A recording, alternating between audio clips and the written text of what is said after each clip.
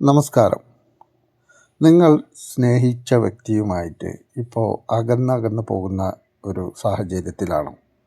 ആ സ്നേഹബന്ധം തകർന്നു പോവുകയാണ് എന്ന് നിങ്ങൾക്ക് തോന്നുന്നുണ്ടോ? അങ്ങനെ ഉണ്ടെങ്കിൽ നമുക്കവരെ വശം ചെയ്തുകൊണ്ട് തന്നെ തിരിച്ച് നമ്മളിലേക്ക് എത്തിക്കാൻ പറ്റും. നമ്മളോട് എത്രത്തോളം സ്നേഹമുണ്ടോ അതേ സ്നേഹത്തോടു കൂടി നമ്മളുടെ കൂടെ തന്നെ നിലനിർത്താൻ പറ്റും. അതിൻ്റെ വിശദമായി എങ്ങനെയാണ് എന്താണ് കാര്യങ്ങൾ എന്ന് അറിയണമെങ്കിൽ നിങ്ങൾക്ക് ഇതിൻ്റെ അവസാനം കാണുന്ന വാട്സാപ്പ് നമ്പറിൽ മെസ്സേജ് ചെയ്യാം.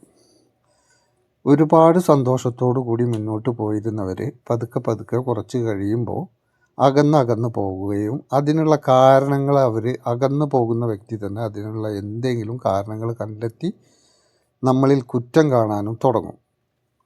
അങ്ങനെ നമ്മൾ ചെയ്യുന്ന ഓരോ മെസ്സേജിനും കോളിനും ഒന്നും റിപ്ലൈ തരാതെ അകന്ന് പോയിക്കൊണ്ടിരിക്കും.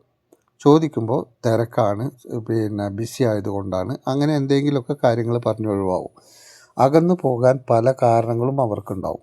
അത് ചിലപ്പോൾ തേർഡ് പാർട്ടിയുമായി ബന്ധമായിരിക്കാം, അതല്ലെങ്കിൽ മറ്റെന്തെങ്കിലും കാരണമായിരിക്കാം. പക്ഷേ എന്ത് കാരണത്തിലാണെങ്കിലും അവരകന്നു പോകുമ്പോൾ മാനസികമായി ബുദ്ധിമുട്ട് അനുഭവിക്കുന്നത് നിങ്ങളായിരിക്കും. കാരണം ഒരു കാര്യവും ചെയ്യാൻ പറ്റാത്തൊരവസ്ഥയിലേക്ക് ചെന്നെത്തിപ്പെടും. നമുക്ക് നേരാവണ്ണം ഭക്ഷണം കഴിക്കാനോ ജോലി ചെയ്യാനോ ഒന്നിനും ചെയ്യാൻ പറ്റാത്ത അവസ്ഥ. എപ്പോഴും ചിന്തിച്ചിരിക്കുക, ദുഃഖിച്ചിരിക്കുക, വിഷമിച്ചിരിക്കുക, ഇങ്ങനെയുള്ളൊരവസ്ഥയിലൂടെ ആയിരിക്കും കടന്നു പോവുക.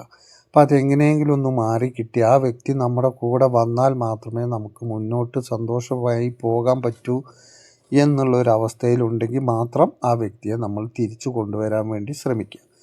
അങ്ങനെയാണ് എന്നുണ്ടെങ്കിൽ അത് കൃത്യമായിട്ട് ആ കാര്യം ചെയ്താൽ ആ വ്യക്തിയെ നമുക്ക് പിന്നീട് ഒരിക്കലും നമ്മളെ വിട്ടു പോകാത്ത വിധം നമുക്ക് നമ്മുടെ കൂടെ തന്നെ കൊണ്ടുവന്ന് നിർത്താൻ കഴിയും. അങ്ങനെ നിർത്തുമ്പോഴായിരിക്കും നമുക്ക് മുന്നോട്ട് സന്തോഷമായി പോകാൻ കഴിയുന്നത്. അപ്പോൾ അതിനെക്കുറിച്ച് അറിയണം എന്ന് താല്പര്യമുള്ളവരുണ്ടെങ്കിൽ ഈ നമ്പറിൽ മെസ്സേജ് ചെയ്യുക. ചെയ്തിട്ട് ആ കാര്യം ചെയ്ത് സന്തോഷമായിട്ട് ആളെ കൂടെ നിർത്തി മുന്നോട്ട് നീങ്ങുക. അപ്പോൾ നന്ദി, നമസ്കാരം.